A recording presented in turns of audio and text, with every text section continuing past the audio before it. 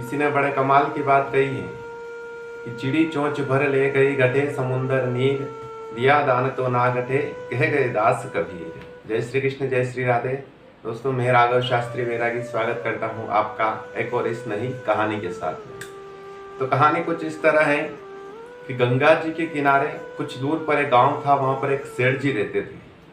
वो सेठ जी बड़े ही लोभी थे, बड़े ही लालची थे। कभी धर्म नहीं करते थे, कभी गरीबों की मदद नहीं करते थे। और यहाँ तक कि उनके घर पर कोई मंदिर का चंदा लेने वाले, अनाथ आश्रम से चंदा लेने वाले कोई आते तो वो भी खाली जाते।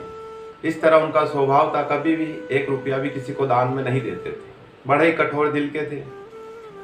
तो एक दिन क्या होता है कि उनकी पत्नी ने सोचा कि भाई पास में गंगा जी हैं और पूरा जीवन निकल गया है, ये कभी भी गंगा जी में स्नान करने भी नहीं गए, क्योंकि वहां पर जाए तो फिर वहां दान दक्षिणा करना पड़े, पंडितों को दान देना पड़े। तो इस कारण से गंगा जी में स्नान करने के लिए भी कभी नहीं गए। तो उनकी पत्नी ने सोचा कि भाई एक बार कुछ भी हो जाए पर इन्हें गंगा जी पर स्नान करने के लिए भेजना चाहिए, इतना तो धर्म कर ही सकते हैं। इस तरह सोच करके सेठानी जी ने कहा सेठ जी से कि आप जाइए, जा करके गंगा जी में स्नान करके आइए, ताकि आपका जितना भी कोई पाप होवे जीवन का वो पाप सब धुल जाएगा। सेठ जी ने कहा कि नहीं देवी, हम गंगा जी स्नान करने के लिए नहीं जाएंगे। बोले क्यों नहीं जाओगे? बोले गंगा जी के स्नान करने के लिए अगर जाएंगे तो वहाँ पर राम घाट पर जाना पड़ेगा, और राम घाट पर पंडित लोग रहते हैं, पुजारी रहते हैं, तो उन्हें दान दक्षिणा देनी पड़ेगी। और मेरे स्वभाव में ऐसा है ही नहीं, मैंने जीवन में 1 रुपया भी किसी को दान में नहीं दिया, तो मैं गंगा जी स्नान करने के लिए नहीं जाऊंगा। अगर वहां जाऊंगा तो मुझे दान देना पड़ेगा और मैं दान दे नहीं सकता, तो इसलिए मैं गंगा जी नहीं जाऊंगा। अब सेठानी जी ने सुना तो सेठानी जी को बड़ा क्रोध आया, क्योंकि जीवन में कोई अच्छा काम किया नहीं सेठ जी ने। सेठानी जी ने कहा कि कुछ भी हो जाए पर एक बार गंगा जी स्नान करने आपको जरूर जाना पड़ेगा, वरना आपका खाना पीना बंद हो जाएगा।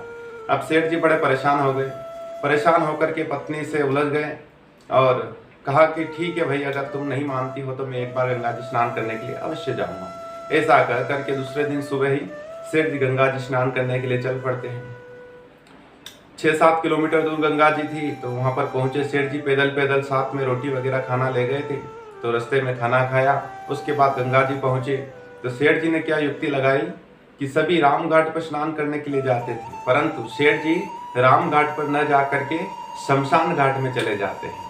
सेठ जी ने सोचा कि शमशान घाट पर कोई मिलेगा नहीं, कोई पंडा पुजारी कोई नहीं मिलेगा, तो हमें दान नहीं देना पड़ेगा और हमें तो केवल गंगा जी में स्नान करना है, तो स्नान करके हम पुनः लौट करके आ जाएंगे। ऐसा सोच करके शमशान घाट में पहुंच गए। अब भगवान नारायण ये सब दृश्य देख रहे, तो भगवान ने विचार किया कि बड़ा अजीब आदमी है।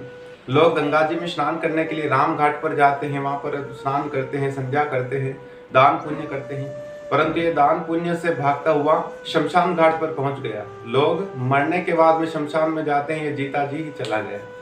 तो भगवान ने विचार किया कि इसकी परीक्षा लेनी चाहिए, इसके साथ में कुछ खेल खेलना चाहिए। तो भगवान ऐसा सोच करके एक पंडे का रूप बनाते हैं। अब सेठ जी गंगा जी पर पहुंचे और शमशान घाट पर देखा आसपास में कोई नहीं है, तो झट से गंगा जी के अंदर चले गए और डुबकी लगाई। जो ही डुबकी लगा करके सेठ जी बाहर निकले, तो भगवान पंडे के रूप में सामने खड़े हैं और कहने लगे, जजमान की जय हो, जजमान की जय हो, जजमान की जय हो। जब सेठ जी ने यह देखा तो सेठ जी चकित हो गए, क्योंकि अभी तो देखा था मैंने कि यहाँ पर कोई नहीं था, और इतनी सी देर में, एक पल भर में मैं डुबकी लगा करके बाहर निकला, इतने में ये पंडा जी कहाँ से आ गए। सेठ जी को अपने ऊपर विश्वास नहीं हुआ, एक और डुबकी लगाई सेठ जी ने, फिर बाहर निकले, फिर देखा तो भाई पंडा जी सामने खड़े हैं। अब भगवान ने कहा कि महाराज आपकी जय हो।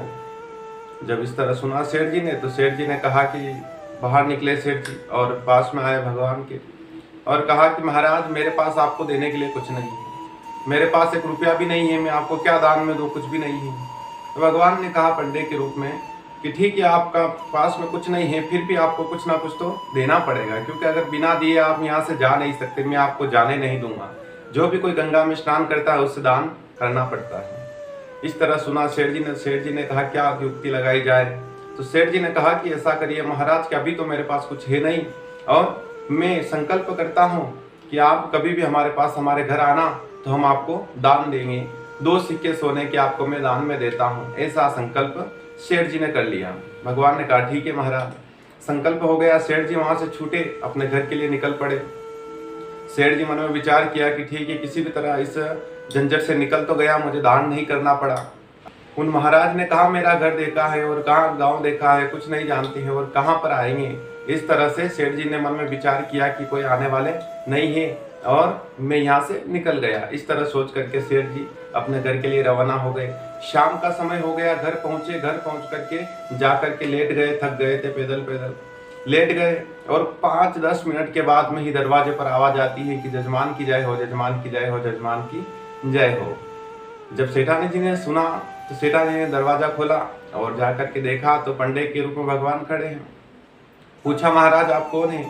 तो भगवान ने कहा कि यहाँ पर एक सेठ जी रहते हैं, वो आज गंगा जी में स्नान करने के लिए आए थे और उन्होंने संकल्प किया है कि 2 सोने के सिक्के मैं आपको दान में देता हूँ, आप कभी भी आकर के मेरे घर आकर के ले जाना। तो मैं वही सिक्के लेने के लिए आया हूँ। सेठ जी कहाँ हैं, उनको बुला दो।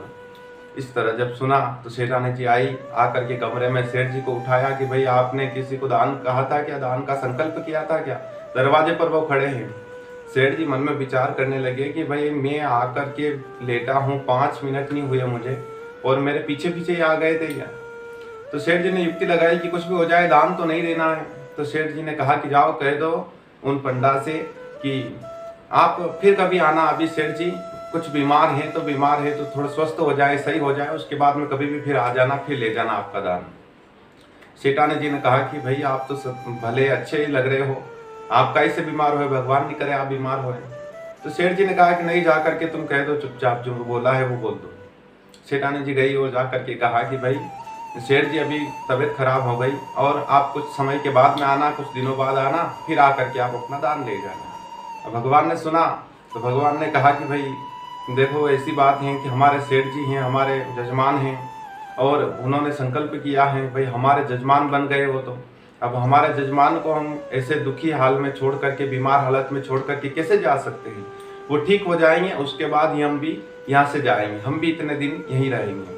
इस तरह जब सुना सेठानी जी ने वापिस आकर के कहा सेठ जी से कि भाई वो तो बोल रहे कि मैं भी यही रहूँगा, जब तक सेठ जी ठीक नहीं हो जाते तब तक मैं भी यही रहूँगा। सेठ जी ने सुना तो सेठ जी को फिर क्रोध आया। सेठ जी ने कहा जाओ जा करके कह दो कि वो तो मर गए। सेठानी जी ने कहा कि भाई ऐसे कैसे बोल दूं, आप तो सब अच्छे हैं, जीवित हैं, परमात्मा नहीं करे ऐसा कुछ होए।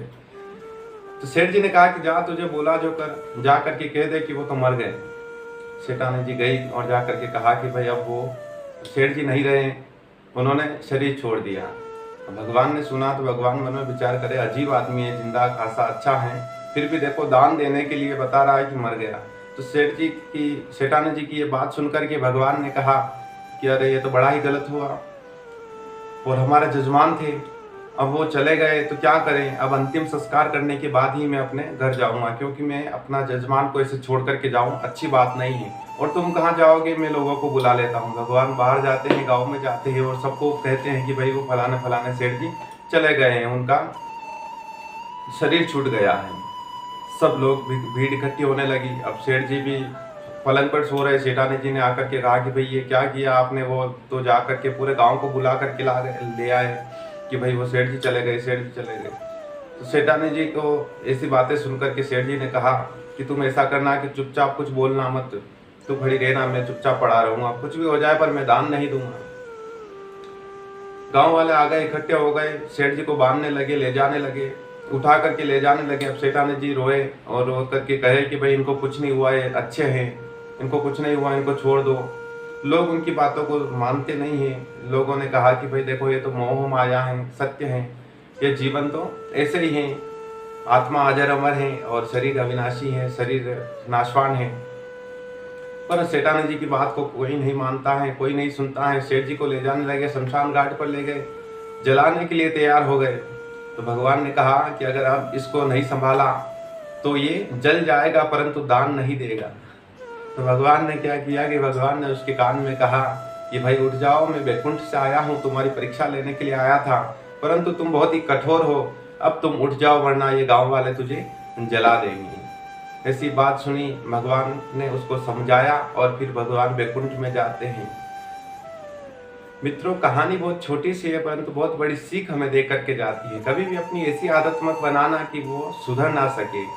दूसरों की हमेशा मदद करने की कोशिश करे, दूसरों का दुख बांटने की कोशिश करे, जीवों की रक्षा करने का कोशिश करे। जीवन में सब कुछ अपना ही नहीं बना है, वरना अगर आपने भी ऐसा मन में इसको बना लिया है, शरीर को ऐसी आदत अगर आपने बना ली है, तो इस सेठ जी की तरह हालत हो जाएगी। क्योंकि दान 2 रुपए का दान नहीं दे पाए सेठ जी, 2 सिक्कों का दान नहीं दे पाए अपनी आदत की वजह से। मरने को तैयार हो गए परंतु दान नहीं दिया। इसलिए याद रखिए, आप भी हमेशा दान पुण्य करते रहिए, गरीबों की मदद करते रहिए, जीवों की रक्षा करिए, जीवों को पानी का पिलाइए, कुछ ना कुछ अच्छा कर्म करिए अपने हाथ से।